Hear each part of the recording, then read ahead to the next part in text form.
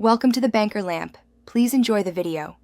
In this video, I will explain how to make Tzatziki sauce.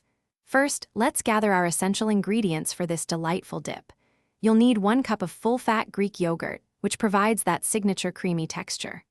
Also, grab 1 large cucumber, 2 cloves of fresh garlic, and a handful of fresh dill. Don't forget 2 tablespoons of good quality olive oil, 1 tablespoon of fresh lemon juice, and a pinch of salt to taste. The key to a thick tzatziki is properly preparing your cucumber.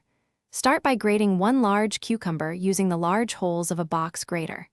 Next, transfer all the grated cucumber into a clean kitchen towel or several layers of cheesecloth.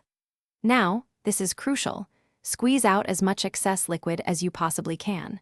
This step ensures your tzatziki remains wonderfully thick and doesn't become watery. Now it's time to bring all those wonderful flavors together. In a medium bowl, combine your strained dry cucumber with the 1 cup of Greek yogurt. Next, mince 2 cloves of garlic very finely, or use a garlic press for ease, and add it to the mixture. Pour in 2 tablespoons of olive oil and 1 tablespoon of fresh lemon juice. Finally, stir in about 1 tablespoon of freshly chopped dill and season with salt to your liking. Once all your ingredients are in the bowl, give everything a good stir until it's thoroughly combined and looks smooth. For the best flavor, cover the bowl and refrigerate your tzatziki for at least 30 minutes or even a few hours. This chilling time allows all those delicious flavors to meld and deepen beautifully.